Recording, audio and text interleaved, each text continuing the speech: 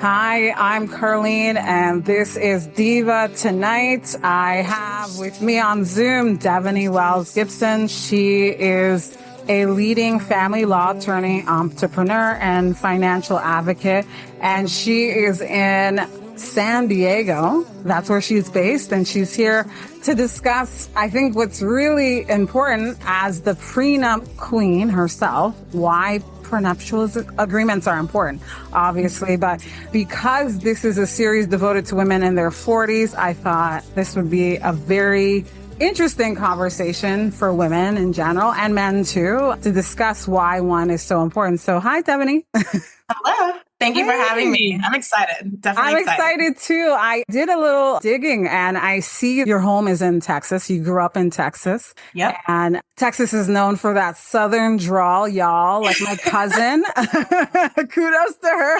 Like whenever she was whenever we visit her, I was always waiting for her to say, y'all, are we going to Walmart? You know? Yeah, no one ever thinks I'm from the South or from Texas because they say I don't have an accent, but the only reason they ever know is because I say y'all. Like that's a dead giveay every time. Yeah. It's a thing, right? Do you miss Texas? No. I miss my mom. Okay. And she's down in Texas. So I mean, I miss seeing my family and seeing my friends. So I'll go down there for like the holidays or for like my mom's birthday. But I don't particularly miss living down there. Mm-hmm. Now, will I go back to live down there? Yeah. Maybe. Why? I think it's just because I just like different things. I get bored. That sounds terrible. I get bored quite easily. And so, which I do feel bored with San Diego, to be very, very frank. And so like, I'm already itching to see what my next adventure is. Where do I want to live next? Things like that. But yeah, there's nothing wrong with Texas. It's great. Like financially, it's great to live down there. The cost of living is so low compared to San Diego, California. And then of course, all my friends' family down there. The politics are different, obviously, between Texas and California, but that doesn't necessarily, I don't know, bother me in such a way because I just grew up very conservative, even though that's not that we're trying to get into politics, but like I'm used to that culture. So yeah. Yeah. I know we're not going to get into politics. I think I'll steer clear from that. But so where did you go to law school? I think that's an important question to ask, you know? Yeah. Cal Western. So in San Diego, California. So that is actually what moved me out here to California, was to go to law school. And I went to law school in 2017, and then I've just stayed here ever since. Okay. So I guess you've been there for quite a little while. Like it's not like you just moved there, and law school is it sounds intense. Was it intense? Can you, for those that like don't have a law degree and like there's a lot of reading involved and like it's not like in Legally Blonde, is it? Like No. And that's where a lot of people get tripped up because they see Legally Blonde or they see any of the lawyer shows and they think that's what it's like. And that's not always the case. Is law school hard? I'll say this. There are people in law school, and I'm shocked on how they got in. I will leave it at that. But me personally, I will say I grew up not being like the most studious person. It wasn't until I got to college, like undergrad, where I was just like, oh, you know what? I actually like school. And then going to law school, I excelled. And it's not like I'm different than anybody else. It's not like I did anything bigger or better, because I was that type of person that was like, once 10 p.m. comes around, I'm going to bed. I don't do all-nighters. I don't spend all day in the library like a lot of people did. I think maybe for me, I was just very strict on my boundaries. And it's just like, no, I got homework to do. I got to go work out. I eat the same thing every single time. Like I was just so consistent. And I think that just helped me be a good student. And then I did study when I was supposed to, obviously. It's not like college where you can just go party and then wing a test or something like that. That's very different. Analyzing in law school is also very different than analyzing or doing like work in undergrad. Like the process that you have to like uncover with your brain. I don't know how to explain it, but just analyzing is very different in law school. So I will say for the people who do law school straight out of college, they've struggled because it's a very different type of way of thinking. But I will say I didn't go to law school straight out of undergrad. Like I had my undergrad, I went to go work for 3 years and then came back to law school. So I had a little bit of a gap before going back to law school. It's interesting that you say like you took a break. And I think when I was graduating from high school, they made it seem like if you took a break from going from high school to university and then having time in the workforce, that it would stop you from Mm-hmm. doing further education. And I think that's like, it depends on the person. I Yeah. really do. Cause I did my undergrad too. And then I worked and then I realized like, I need to go back to school to change like what I'm going to study. You know what I mean? So after you graduate college and then you decide you're going to go to law school, what was the driving force behind that? Like, what was the motivation? My mom reminded me that I've always wanted to Oh, be an attorney. So I had a family friend who was a criminal attorney, and I just wanted to be like her so badly. Not crim law. That was like the one area I would not touch with a 10-foot pole. Like, would yeah. not. But I loved her type of work. I liked her work ethic. I liked the purpose driven part of what she was doing. And ever since meeting her, I knew I wanted to be an attorney. After I graduated from undergrad, I don't know, I just started working. And I just remember being at work one day, being super miserable. And I was on the phone with my mom and I was just like, what is life? I was like, this is what I wanted. I wanted to grow up to be an adult to do this the rest of my life. Like, what is this? Like, adulting is ghetto. And she was like, well, what happened to your dream of being an attorney? That's what you've always wanted to do. Why aren't you doing it? And I was just like, you're right. And so I kid you not, like that month, that's when I just started putting things in place, getting ready to take the LSAT, getting ready to make that move, notified my employer that that's what I wanted to do, was to be an attorney. And honestly, my employer was probably one of the best employers ever. They gave me so much support. And so, yeah, when I eventually left, and that's back in Texas. So then when I eventually left, like the send off, they were so sweet, wishing me best of luck. I'm still in contact with quite a few of them, whether it's Facebook or Instagram. Sometimes they check on me just to see how I'm doing. But long story short, to answer your question, it was my mom having a phone call with her reminding me of my dreams. Yeah. It's always nice to have someone that's going to support your dream. I think that's what pushes us sometimes because as long as you have like just one person in your corner, I think that's like the stepping stone to keeping you on track with where you are. And even if you did go to law school and you're not practicing law, at least you gave it the good old college try. You could say like, I Right. did it. You know what I mean? And that's the thing. I think that when people are disappointed with how things turned out is because they didn't even try, right? And Right. so it's so important. But getting back to the topic of hand, actually, I have a question. What is Okay. the difference between an attorney and a lawyer? Like, is it just a Oh, different terminology? Like, okay. You know what? I actually had to look into this because they are actually different. Even though I do use oh, them, I use them interchangeably because people don't know that there's a difference. And honestly, I didn't know there was a difference until like last year. I believe an attorney is someone who is like actually practicing, past the oh, bar practicing. A lawyer is someone who just graduated from law school. They have their JD. And then you become an huh, attorney once you've yeah. passed the bar and you're practicing. So you can only practice in San Diego? Can you practice in any other state? I can only practice in California. Oh, in Um, California. Okay. yeah, but if I go to another state, I have to get licensed in that state and go through all their hoops to be Hmm. able to practice in that state. And Yeah. some states are very different. Some require like a whole new form of testing. Other states say you can like waive in, like if you pass a bar that's like comparable to theirs or harder than theirs, they'll allow for you just to waive in, maybe take like a little bit of a multiple choice test, and then you're good to go. But like here in California, if you lived in Texas and practice in Texas, you have to come to California and retake their entire bar in order to practice here. And some other states are the exact same way. So if you plan to move, that would be definitely something that you would have to think about too, right? Yeah. Yeah, but I Mm. will say one of the benefits that came from COVID is virtual court. Oh. So Hmm. yeah, now Now there's firms that are all virtual. Complete virtual. They have no office space, nothing. They do everything virtually. They appear in court virtually. Even though I personally have a distaste for that, I think it does people a disservice, especially when it's a very important like matter. Yeah. To not be there in person. But there are attorneys who only appear virtually. Wow. Yeah, so that's pretty interesting. But as far as what I'm trying to do with like prenup queen, that would keep me out of the courtroom. Yeah. So with the prenup queen, the one thing I remember you saying from another episode that you were on is that the misconception is when people think about a prenup, they are thinking that, we're going to get divorced, or that's why we should get a prenup to think about divorce. And why do you think that is? I think that's that way because of that. That's just how society painted it.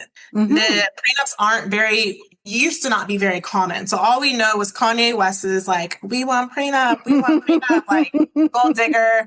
We know prenups to be like only the really rich need it because of all the movies and all the celebrities and all that stuff. But what I'm trying to really teach people and educate people is the fact that prenups do more than just protect against divorce. And if you're doing the prenup process right, if anything, it would help strengthen the marriage and lower the divorce rate because it requires such a level of transparency, such a level of trust that people don't seem to do early on in their relationship, which is mind-boggling to me. But especially doing these prenup processes more and more people, I'm just like, have y'all had this conversation? Have y'all decided what y'all want to do? If y'all are going to have kids, if you're going to do X, Y, and Z. And they've never had these discussions before. And I hope I'm saying that without judgment because I'm not trying to come off sounding judgy, but through the prenup process and what the prenup queen is and our course, the Love Me 12 course is about is having all of these discussions. Granted, they are hard, sometimes uncomfortable discussions, but they're much needed discussions to set a very solid foundation for people so they have a very solid marriage moving forward. That way they're on the same page on all of these topics. So that way, if an obstacle comes, if something pops up, they've already discussed it. They already know what's going to happen. It's nothing new. They have a plan, burst through that obstacle. They've been on the same page from the get-go. Yeah. The statistics are that many people are getting married later on in life. What I read was the average person now is getting married at the age of 30, like 30 to 31.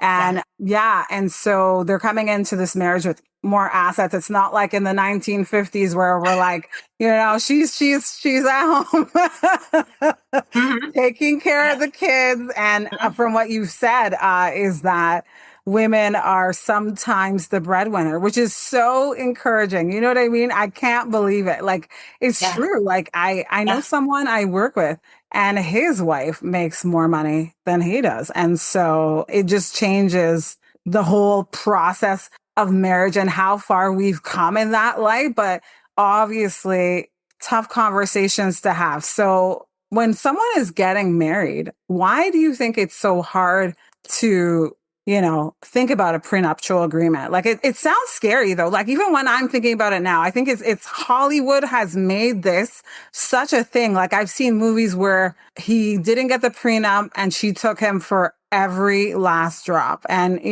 that's the sad part, right? Yeah. There's so much, you said so many good things, but I will say yes to the fact that times have changed. I wanted to address that too. Oh, yes. I went, yeah. Mm-hmm. Yeah. But yes to the fact that times have changed. We're no longer in the point in our lives where women couldn't vote, couldn't have a bank account, couldn't own nothing, right? So now we have the ability to have all these assets.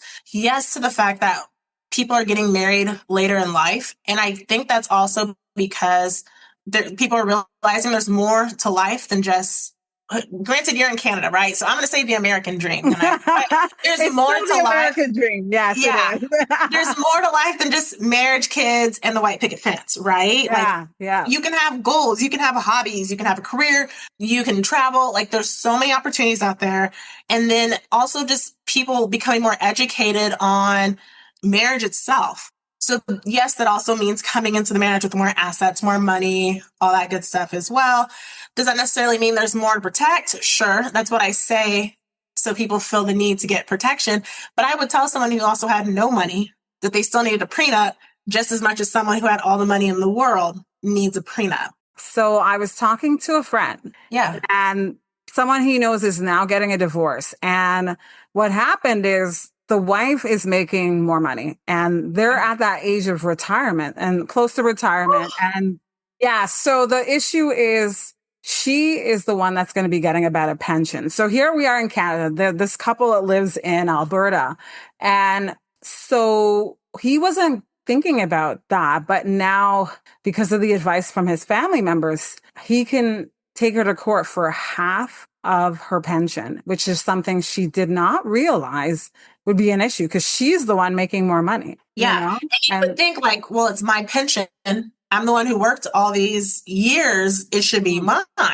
Yeah. I don't know about Alberta, but in community property states like here in California, or even in equitable distribution states, which would be some other states that aren't community property, it depends. But in community property states, anything that you do during the marriage is community. So you working is community. Your skills, your efforts, community. And that's why things get divided the way they do. So I knew you're going to talk about retirement, and what we call it here is gray divorce. Oh. It's very unfortunate because the sad part about gray divorce is that they don't think about is their pension, their retirement. So they think, I'm about to hit 65, 67, whatever the age of retirement is. I'm about to settle. I'm about to be done working. They get a divorce. Half their retirement's gone. That pension, half of it gone. Yeah. So they're going to retire on what? On what money? Because half of it's now gone. So sometimes it's, so even though I say that, sometimes it's fair, sometimes it's not. And the only time where I think it could be fair is when there has been like a stay-at-home parent, or there has been somebody who really sacrificed their career to be a stay-at-home whatever. And I mean like a true stay-at-home whatever, like cooking, cleaning, like doing literally all the domestic things to allow the other person to live a comfortable life, to go out into their career and build it up for what it was. It makes sense to me then. But those are things that we talk about in the prenup. And so that's probably why a lot of people think like, well, you're already planning on divorce, because we do talk about these what ifs. And one of the what ifs does happen to be divorced. So they're already, that's likely why they're thinking, well, if you're getting a prenup, you're thinking about divorce, but you're thinking about so many other things as well. It's not just about divorce. But what society knows is that a prenup is protection against divorce, but doesn't know what other protections it serves or what other purpose a prenup serves. So can you explain what a prenup serves, like, and the purpose of a prenup, and why anyone who is listening and is potentially getting married, or, you know, why they should consider getting a prenup? Yeah. So obviously one of them's divorce. The second one could be debts. So one of the beautiful things that you can do in a prenup is to categorize what's community/marital, what's separate. So if you don't want someone else's debts that they might incur during the marriage to be deemed community, to which you now have a 50% obligation in that debt that they incurred during the marriage, you can say that's separate. That'll be your responsibility. So if credit card companies start coming after you, if anybody starts coming after you trying to collect on that debt, they can't come after me. Because it's no longer my responsibility, because also the money you make during the marriage is community. So if you have like a joint bank account and you're putting all your money in that joint bank account, there's no prenup, that money is community, meaning the other person that has all this obligation is entitled to 50% of what's in that joint bank account. So the credit card companies can say, well, you're married, you're in a community property state, I want to see all the assets that you have, because now they're going to determine, do you have a 50% interest in your partner's stuff? Let's collect that. And that's where people who have partners that get into substantial debt start to have all these financial hardships come into place. Another big one is if you are doing a blended family. So for purposes of creating like estate planning or doing a will, a trust, things of that nature. And this is where I tend to collaborate a lot with estate planners, because what ends up happening is, for example, say I have a child from a previous relationship and I'm about to enter into a marriage with somebody that is not my child's biological parents. When I get married to this person, and if I'm in a community property state or even whichever state, if I'm getting married to this person, we now become one unit, community. There's marital assets, community assets, my incomes, his income, stuff like that.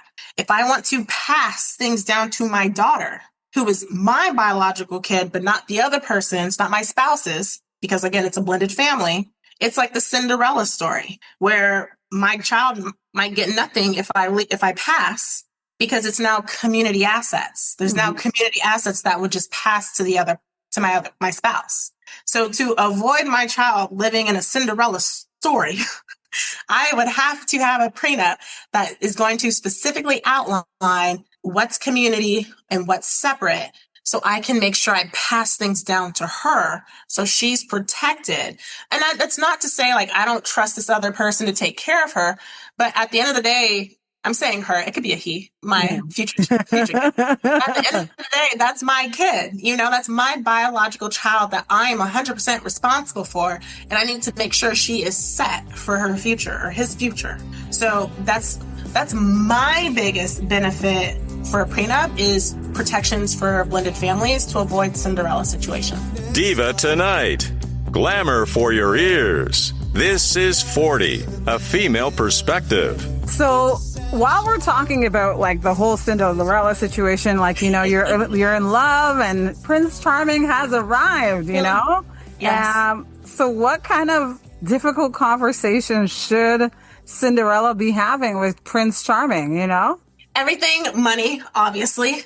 Like how much debt you have, like, those things, like when you go into like any relationship, and I find like not everybody's so like transparent with like their money issues. Like it's a hard conversation to have. Yeah. To be honest, yes. right? They say the three hardest things to talk about are, I should say four: religion, money, politics, and sex. Those seem to be the most taboo, uncomfortable conversations for people to have. But also, you need all four of those things to be aligned with your partner in order to have a decent relationship, right? So they have to be conversations that people have regardless if they want the marriage to be successful. So the conversations that they should have would really be those four things, because finances end up being one of the leading causes of divorce. Intimacy ends up being an issue, which could lead to like infidelity or not, or just the fact that there's no sex happening in the relationship and maybe people have different libidos. Like, it's just a conversation that has to be had. And then, of course, religion, politics. There's a mixed bag on whether people can be compatible having different political stances, or be compatible having different religious stances or religious beliefs. But at the end of the day, it just needs to be a conversation. I know what I want when it comes to my partner, and I know that I want to be aligned on all four of those things. And I feel like that's also a lot of people. So then they just need to have those conversations to make sure they're aligned. But as far as money and finances go, I think there's also a lot of shame when it comes to money. Like, maybe people just don't feel as far ahead as they should be for their age. But when you look at stats, like the average person can't even afford a $1,000 emergency. Like, that's literally just where we're at. Yeah. And so I think people just feel a lot of shame behind that, or a lot of shame behind being in debt. Because I can say, like, for myself personally, like, I have my student loans and I'm six figures in student loan debt. And the weight of that is so much. And even just saying that out loud just seems very shameful, because it's like, why are you in debt by six figures? And the interest rate, like, my God. And then trying to have that conversation with my partner who doesn't have nearly as much student loans as I do. There's so many things like that will swirl through someone's head. Like, again, if I'm just being very transparent, like, one of my things is just, well, am I going to hold him back from his goals and his dreams because I'm so busy trying to pay off these debts that he's not on that, he's not doing the same thing. Like maybe he wants to go live a beautiful life and travel and do all these things, and I'm over here paying off debt, right? So now is there a compatibility issue? Is this person not going to love me or not going to want to be with me because we're not aligned right now? There's so many things that people probably feel ashamed of and why it's so scared to have those conversations, but they just need to be had. Because if I didn't have that conversation, and if he did decide he, didn't want to be with me because I had these student loan debts, that's his choice to make. So if I'm hiding that because I'm scared he's going to leave me, I'm doing him a disservice because maybe he doesn't want to be with me because we're just not financially aligned. But that's his decision to make, The right person for me will stick around and want to help me, or support me in paying off my debts. They say like the person that like you want or that you align with is pretty much like your goals in mind. So like absolutely. You talk about money, right? And so I've listened to way too many podcasts and they're like, whatever you want, you should be aligned with yourself. If you want someone who's ambitious, you should be ambitious. If you want someone who's financially stable, you should be working on those things too, because they say you attract what you are or things that like you need to work on, right? And so what do you think about that? Because I mean, you pretty much just said it. And I still have student loan debt myself. And I'm working with this consolidation company because COVID like just changed the whole process for me in terms of like trying to pay that down. And, like life happens, right? And so I said a whole lot in that question there, but I'm just going to, the whole alignment with your finances. Like you said, you want someone who's aligned in 4 of those parts of life. So Yeah, I think alignment is absolutely needed for a very solid relationship. It doesn't mean they have to be the exact same as you, but they can't be like not polar opposite. Yeah. You can't have someone who sits there and just spins willy-nilly and then you have a penny pincher. Like there's no way they would mesh. Unless they're going to find a way to compromise and get over that. But it's hard to compromise when y'all are just complete opposites, when you're just polar opposites. So the closer aligned you are, the easier it is to compromise if a compromise has to happen. Otherwise, if y'all are very closely aligned, y'all are moving through life in a way that makes sense to you because y'all are aligned.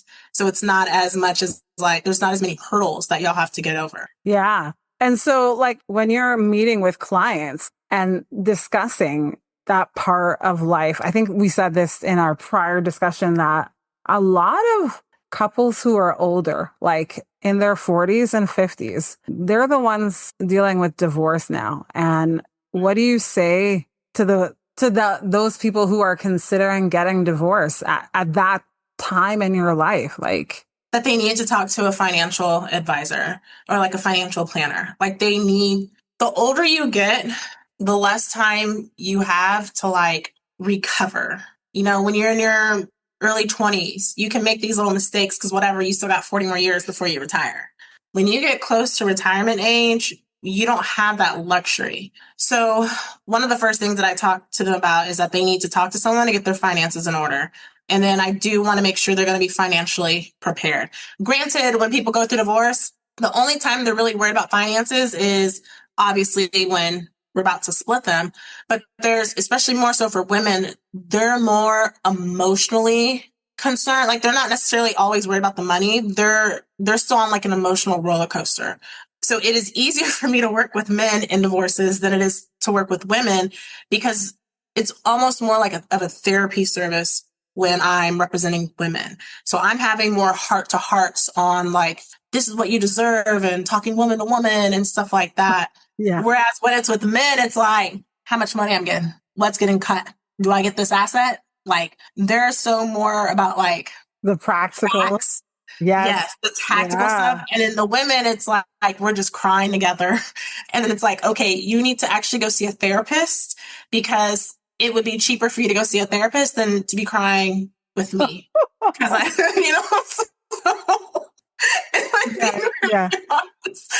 So yeah, women just think very differently than men do. And that's also why it's been really hard trying to attract women to the prenup process. Like majority of my clients, even in the prenup process, is men. Because that's just how they think. Like they're just looking at things very like black and white. And women are looking at like the love and the emotion and the romance. And I'm like, girl, like, the law does not care about any of that. Like, please. So yes. Oh my gosh. I guess that reinforces the fact that men are from Mars and women are from Venus. Like, Yes. but I love him. You know what I mean? We'll do everything in our power to try and make it work until it's not working. Yeah. And I hate that for us. And it's just, I mean, look, I've been there, done that, right? I am the way I am because I have learned my lessons. Okay. Granted, I have never been married, but I am a product of divorce. Like my parents divorced also, but like I've been there, done that. I've lived with someone who sat there and took advantage of me financially. I've been, what is it called? Like not Bob the Builder, but like Brenda the Builder or whatever. Like I've seen so much potential in somebody that I was willing to sacrifice my career, my money, myself to try and build them up only for them to still treat me like crap. Like I have been there, done that. I have learned my lesson. And if anything, I have learned that I need to take better steps to protect myself because I have such a caring heart. I am so loyal. I am a ride or die. I hate to say that, but I am a ride or die. And I wish if I could go back and tell my younger self anything, it was either one, put protections in place, or two, walk away. Like learn to walk away. You just need protection. It's not mutually exclusive to have love and protection. You know how you are as a person. You know how it can be. If you've been screwed over before, that's a lesson. Just put protections in place. You can't control the other person. If they're going to cheat, they're going to cheat. If they're going to leave, they're going to leave. Let them. But you protected your future by getting a prenup, postnup, cohabitation agreement, whatever it is. And that not only protects your future, but if you have kids, protects their futures. So that way, if that person decides to leave because they did whatever they chose to do, or you leave because they did whatever they chose to do, you know you can walk away without all of the litigation. You can walk away without all the resentment, all the spitefulness, them trying to come at you financially, drown you in attorney's fees, drown you through the litigation process. Like, we're done. Yeah. So, yeah, I just love to tell people it's not mutually exclusive. You can be so head over heels for someone, so in love, but also love yourself enough to also protect your future because you deserve that. Yeah. That's so interesting. So, like, in your personal experience, like you said, like walking away or putting boundaries in place. So what are some of the red flags that you ignored that whoever's listening should pay attention to? Because I think it's very hard when you're in the situation versus on the outside. I wouldn't say that. I'll talk about the red flags. I think one of the biggest ones would have been listening to my mom. She's like, she just knows. She's like, Dad, he is not the one. Like, absolutely not. And I'm like, but Mom, but I love him. And like, she just knew.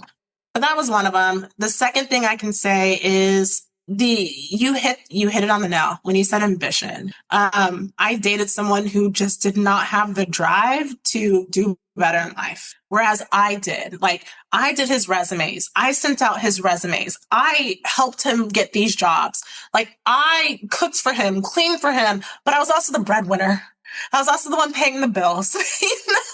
Like, I did it all only for him to go cheat on me with somebody else. And then when I leave, keyed my car. I just keyed my car and gaslit me. I took him back for a little bit and realized like that was like the biggest mistake and then had to kick him out. And it got to the point where then there was domestic violence involved, to the point where the cops had to come, to the point where the cops had to take him to jail. Like I've been there. I've done that. I am loyal to a fault because I really do want to believe that there's good in people. And maybe there is. And I want to keep that, right? Like, not me about to like tear it up, but I want to believe that there's good in people. And even like now as a divorce attorney, it's really hard because it's making me very jaded to love. And that's partly why I love the prenup queen, because I'm able to see these couples like so head over heels for each other. And honestly, even still going through the prenup process, like watching them want to protect the other person. Like, well, babe, that's not gonna be fair for you. Like that whole conversation is just, I love it.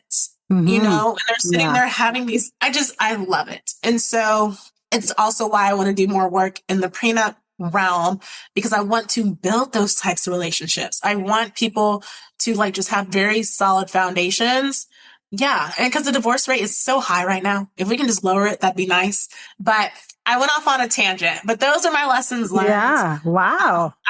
I've been with several men who just didn't have the ambition. I've been with men who had I've only been with 4 guys. I've been with one person who had 2 people who had no ambition or not as much drive as I did.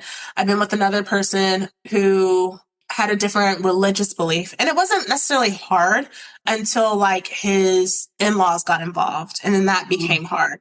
So yeah, alignment is crucial. Yeah. No, it certainly is. And I think if you're, I understand where you're coming from, where you give with all your heart and like you want to help. And like sometimes I'm like, I remember like thinking about what you said with the relationship. I remember dating this guy. It wasn't like long term, but I dated him and he was going through so much. Like he was dealing with the ex and then his father had passed away a while back. And I'm like, this guy's more emotional than I am. And I can help you, but only so much. And then I realized like, I can't do this. Like it's draining me too much. So when it's that hard, then you have to like walk away, like you said. Right. Yeah. But it's just human nature. And obviously, you found your calling, which is important. You know what I mean? That you're helping people do the hard thing. It's the hardest thing, you know, to think about those things. And so, what do you do to help with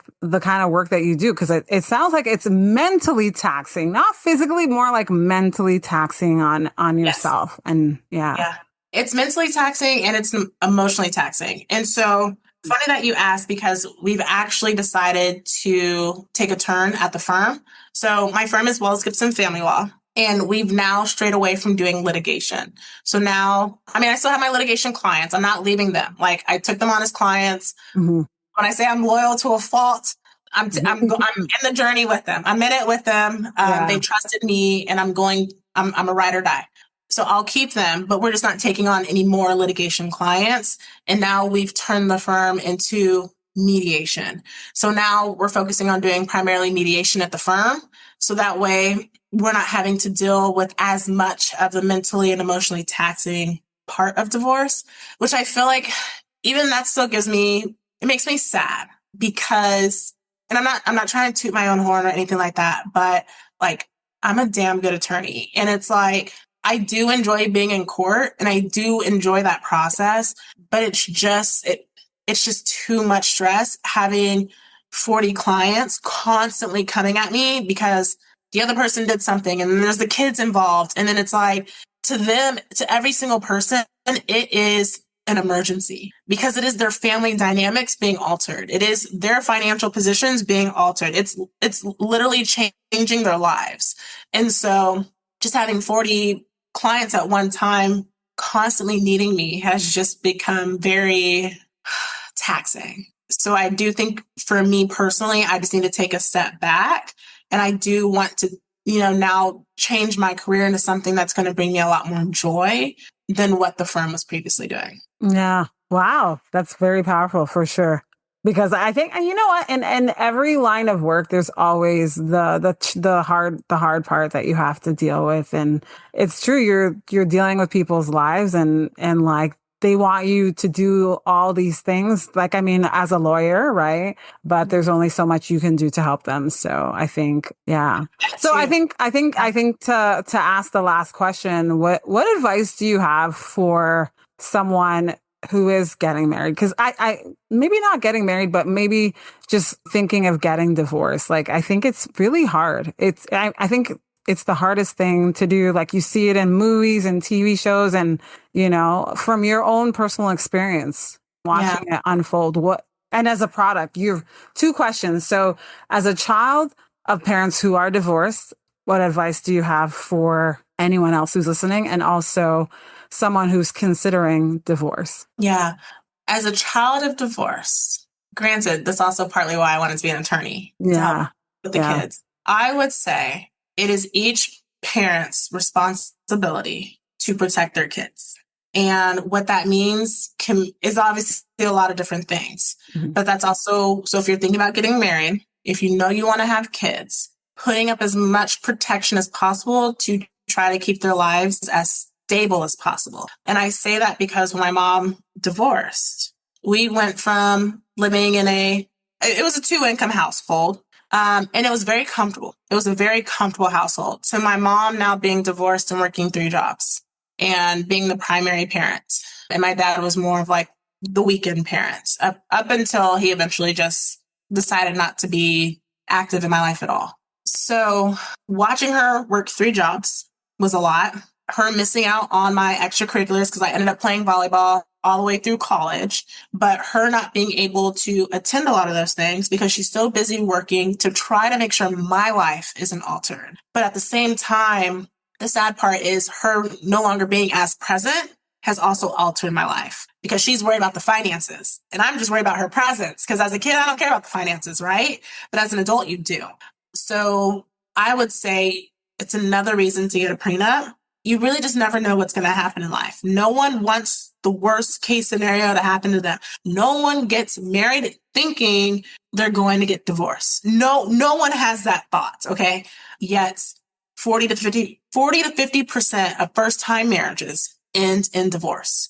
And that statistic increases with every subsequent marriage that you have. So second time marriages, up to like 60% of them end in divorce. When you get married for the third time, statistically speaking, 73% of third-time marriages end in divorce. The divorce rate's very high. You just never know. So I would say just have the protection. Now, for the people who are thinking about getting divorced, I will also say don't stay in a marriage for your kids. We are watching. We see everything that happens. So if you are a woman and you are being mistreated by a man, however, or whatever. Yeah. Mm-hmm. The kids are watching. So if you have a daughter, she's saying, is this how a man is supposed to treat me? Is this what a healthy relationship looks like? They were looking at you as a role model. Then if you have a kid, oh, is this how I'm supposed to talk? I'm sorry, if you have a son, oh, is that how I'm supposed to talk to women? Oh, is that how a man is supposed to lead in this relationship? Oh, or whatever the case may be, your kids are watching. So it is okay to leave because it would be hard, yes, but it is better for your kids to see 2 happy parents than to see miserable parents. What else I was going to say? Oh, for if getting a divorce, same thing. Talk to someone in the finance sector.